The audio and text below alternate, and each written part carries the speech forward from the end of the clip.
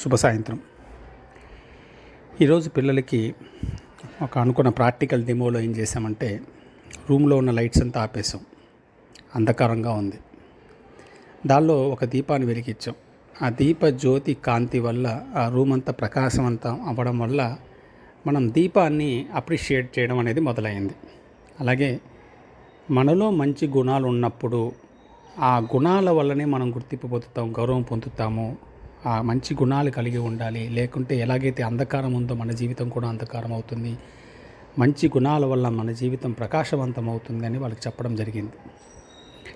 అలాగే వాళ్ళకి మరో విషయం చెప్తూ, ఒక ల్యాంపుని తీసుకొని గాలి వీచని ప్రదేశంలో ఆ దీపం పెడితే అది కదలకుండా ఉంటుంది.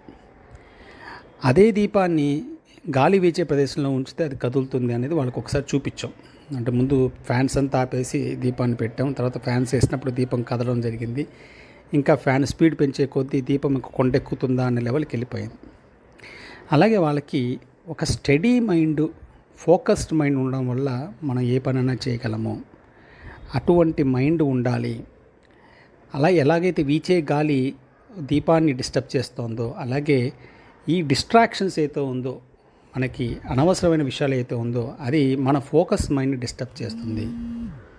అందువల్ల ఎప్పుడు కూడా మనం ఒక స్టడీస్ చేస్తున్నా లేదా ఇంకేదైనా ఒక ఈవెంట్లో పార్టిసిపేట్ చేస్తున్నా స్టడీగా ఉండాలి. మైండ్కి ఆల్రెడీ స్టడీ మైండ్ మనకు ఉంది, దానిలో తిరుగులేదు. మనకి ఇష్టం ఉన్న దానిలో స్టడీ మైండ్ ఉంటుంది. అందువల్ల మీ స్టడీస్ని మీరు ఫోకస్ చేయడానికి ఈ డిస్ట్రాక్షన్ నుంచి ఎలా తప్పించుకోవాలి అనే ఉదాహరణ వాళ్ళకి చెప్పడం జరిగింది. ఇది శ్రీమద్ భగవద్గీతలో శ్రీకృష్ణ భగవానుడు దీన్ని ఒక ఉదాహరణగా చెప్పారు. యథా దీపో నివాతస్థో నేంగతే సోపమా స్మృత యోగినో యతచిత్తస్య యుంజతో యోగమాత్మనః అని చెప్పారు. అంటే గాలి వీచని ప్రదేశంలో దీపం ఎలాగైతే నిశ్చలంగా ఉంటుందో, అలాగే యోగి యొక్క మనస్సు కూడా తన వశంలో ఉండి ఈశ్వర ధ్యానంలో ఉంటుంది అని చెప్పారు. ఇక్కడ యోగి అనేది విద్యార్థి యొక్క మనస్సు కూడా వశంలో ఉండడం వల్ల తన విద్యలో తను స్థిరంగా ఉండొచ్చు అన్న విషయాన్ని వాళ్ళకి చెప్పడం జరిగింది. కానీ ఈ శ్లోకం వాళ్ళకి ఏమీ ప్రాక్టీస్ చేయించలేదు. అందులో ఈ ఉదాహరణ మీరు వాళ్ళకి చెప్తూ, అందుకే నేను చెప్పాను, పేరెంట్స్ మామూలుగా మీకు చెప్తారు, నాన్న చదువుకునేటప్పుడు కామ్గా ఉన్న ప్లేస్లో ఉండమని చెప్తారు. ఎలాగైతే దీపాన్ని మనం కాముగా గాలి రాని ప్రదేశంలో పెడతామో అలాగే మిమ్మల్ని ఉండమంటారు.